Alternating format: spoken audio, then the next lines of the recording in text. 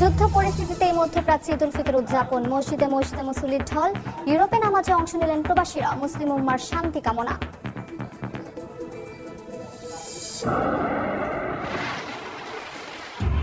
ঈদের দিনও Tehran Tel Aviv পাল্টাপাল্টি হামলা, মার্কিন যুদ্ধ বিমান পাতিতের ছবি প্রকাশ করল ইরান, নিজেকে জীবিত দাবি করে নেতানিয়াহুর ভিডিও বার্তা। হরমুজ প্রণালীতে জাহাজ চলাচলে আবারও মিত্রদের সহায়তা চাইলেন মার্কিন প্রেসিডেন্ট, যুদ্ধে $200 বিলিয়ন সামরিক বাজেট চাই ট্রাম্প প্রশাসন। এবং ইউক্রেন জুড়ে রাশিয়ার ড্রোন হামলায় নিহত 3 জন, বিমান স্থাপনায় পাল্টা আঘাত কিয়েভের। ইউর $90 বিলিয়নের ঋণ আটকে যাওয়ায় নতুন কূটনৈতিক জটিলতা।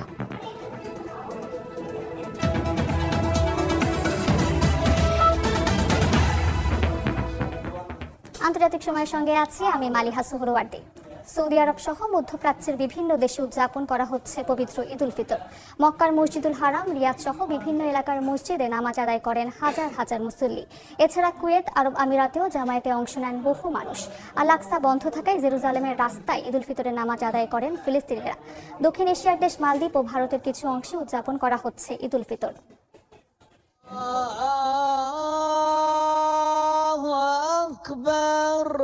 দীর্ঘ 1 মাস সিয়াম সাধনার পর মুসলিম বিশ্বে আনন্দের বার্তা নিয়ে হাজির হয়েছে পবিত্র ঈদ উল ফিতর। সৌদি আরবের মসজিদুল হারাম এবং মসজিদে নববীতে পবিত্র ঈদ উল ফিতরের নামাজ আদায় করেন লাখো মুসল্লি। মুসলিম উম্মার শান্তি, সমৃদ্ধি ও কল্যাণ কামনায় বিশেষ মোনাজাত করা হয়। নামাজ শেষে একে অপরের সঙ্গে শুভেচ্ছা বিনিময় কোলাকুলি করেন মুসল্লিরা।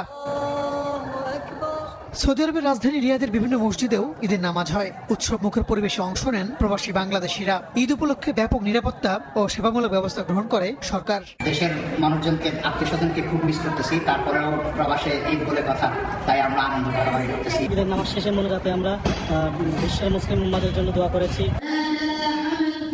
একই দিন সংযুক্ত আরব আমিরাতে হাজারো মুসল্লি ঈদের নামাজ আদায় করেন। নামাজ শেষে একে অপরকে শুভেচ্ছা বিনিময়, কোলাকুলি এবং দান সৎকার মাধ্যমে মুসল্লিরা উদযাপন করেন ঈদের আনন্দ। চলমান অস্থির পরিস্থিতির কারণে কুয়েতে এবারের ঈদে নেই আগের মতো উৎসবের আমেজ। এবার ঈদের নামাজ খোলা স্থানে আদায় সম্পূর্ণ নিষিদ্ধ করা হয়। ফলে প্রবাসী সহ সকল মুসল্লিদের ঈদ উদযাপন সীমিত পরিসরেই করতে হয়েছে।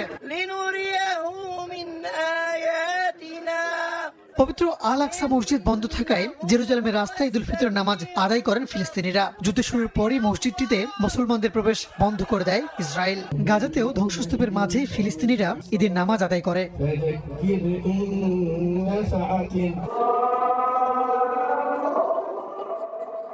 ইরাকের রাজধানী বাগদাদের শেখ আব্দুল কাদির আল কিলানি মসজিদে ঈদের প্রধান জামাত হয়। অংশ নেন নারীরাও। শত্রুর বিরুদ্ধে মুসলমানদের এক হওয়ার আহ্বান জানান মুসল্লিরা।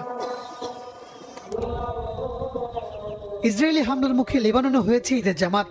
রাজধানী বৈরুত সহ দেশটির বিভিন্ন শহরে নামাজে অংশ নেন হাজারো মুসল্লি।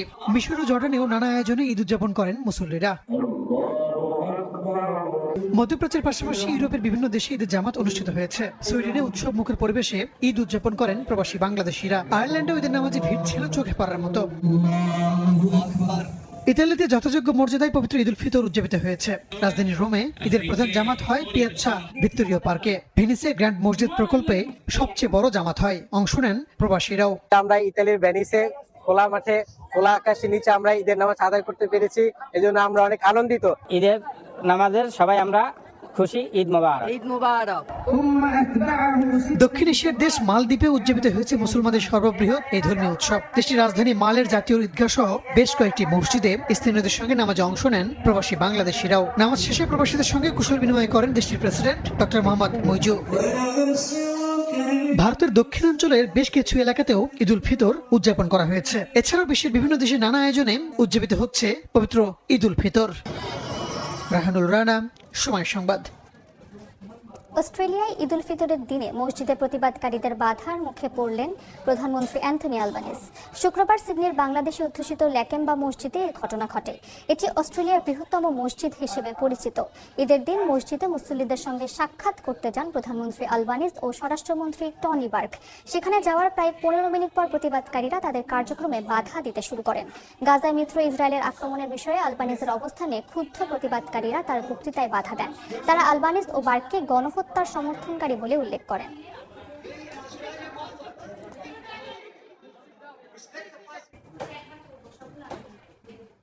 ইসরায়েলের হাইফায় তেল শোধনাগার লক্ষ্য করে হামলা চালিয়েছে ইরান। কাতারের রাস লাফান এলএনজি স্থাপনায় আঘাতে প্রায় $20 বিলিয়ন ক্ষতির আশঙ্কা করা হচ্ছে। পাল্টা আক্রমণ চালানো হয় ইরানের সামরিক অবকাঠামোয়। তেহরান এখন আর ইউরেনিয়াম সমৃদ্ধকরণের সক্ষমতা রাখে না বলে দাবি করেছেন নেতানিয়াহু। ওয়াশিংটন তেল আবিবের যৌথ হামলায় ইরানের বিপ্লবী গার্ড বাহিনীর মুখপাত্র নিহত হয়েছেন বলে জানিয়েছে IRGC। এর মধ্যে মধ্যপ্রাচ্যে মার্কিন সেনা মোতায়েনের পরিকল্পনা থেকে সরে এসেছেন ট্রাম্প।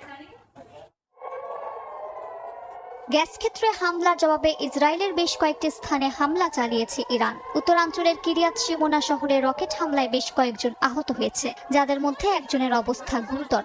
একই সঙ্গে হাইফা এলাকায় ক্ষেপণাস্ত্র আঘাতে বাজান গ্রুপের তেল শোধনাগারকে লক্ষ্যবস্তু বানানো হয়। কাতারের রাস লাফান এলএনজি স্থাপনায় হামলায় দেশটির প্রায় 17% গ্যাস রপ্তানি সক্ষমতা ক্ষতিগ্রস্ত হয়েছে। সৌদি আরবের ইয়ানবু অঞ্চলে ড্রোন ও ব্যালিস্টিক ক্ষেপণাস্ত্র হামলা চালানো হয়, যদিও প্রতিরক্ষা ব্যবস্থা বেশিরভাগই প্রতিহত করে। ড্রোন হামলার শিকার হয়েছে কুয়েতের ন্যাশনাল পেট্রোলিয়াম কোম্পানির স্থাপনাগুলো। এদিন অপারেশন ট্রু প্রমিস 4-এর 65তম ধাপে ইরানের মধ্যাঞ্চলে একটি মার্কিন F-35 স্টেলথ ফাইটার জেট লক্ষ্য করে হামলা চালানোর দাবি করেছে IRGC। পাল্টা জবাবে ইরানের বেশ কয়েকটি অঞ্চলে আঘাত হানে ইসরায়েল ও যুক্তরাষ্ট্রের বোমা। দক্ষিণ পার্স গ্যাস ক্ষেত্র ছাড়াও ক্যাসপিয়ান সাগরের উপকূলে নৌঘাঁটি, জাহাজ ও সামরিক অবকাঠামোতে বিমান হামলা চালানো হয়। লেবাননেও সামরিক অভিযান অব্যাহত রেখেছে ইসরায়েল। সংঘাতে এখন পর্যন্ত 1000 মানুষ নিহত হয়েছে। এদিকে মার্কিন প্রেসিডেন্ট ডোনাল্ড ট্রাম্প বলেছেন ইসরায়েল রাগের বশে কিছু পদক্ষেপ নিয়েছে, যদিও ভবিষ্যতে ইরানের গ্যাস ক্ষেত্রে আর হামলা হবে না বলে আশ্বাস দিয়েছেন তিনি। ইসরায়েলের প্রধানমন্ত্রী বেনিয়ামিন নেতানিয়াহুর দাবি, ইরান এখন আর ইউরেনিয়াম সমৃদ্ধকরণ বা ব্যালিস্টিক ক্ষেপণাস্ত্র তৈরির সক্ষমতা রাখে না।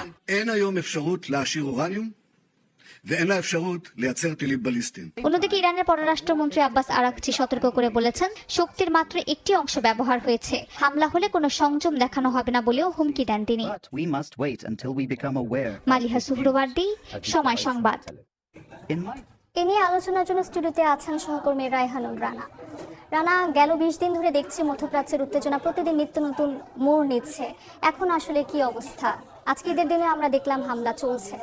মারিয়া, আপনি জানেন গত 21 দিন ধরে কিন্তু জ্বলছে পুরো মধ্যপ্রাচ্য। আজকে যেখানে কোটি কোটি মুসলমানের ঈদের উৎসব করার কথা ছিল, সেখানে কিন্তু অনেকটা আতঙ্কেই তারা ঈদের নামাজ পড়েছেন। যদি বলি যে আজকে ইরান হামলার যে মাত্রা, সেই মাত্রাটা অনেকটাই কমিয়ে দিয়েছে। উল্টো দিকে ইসরায়েল এবং যুক্তরাষ্ট্র কিন্তু হামলার মাত্রা কমিয়েছে। তারপরও ইরানের সামরিক অবকাঠামো লক্ষ্য করে কিন্তু হামলার ঘটনা ঘটেছে। উল্টো দিকে ইসরায়েলের যদি বলি যে ইসরায়েলের আপনার জ্বালানি স্থাপনা লক্ষ্য করে আজকেও হামলা হয়েছে।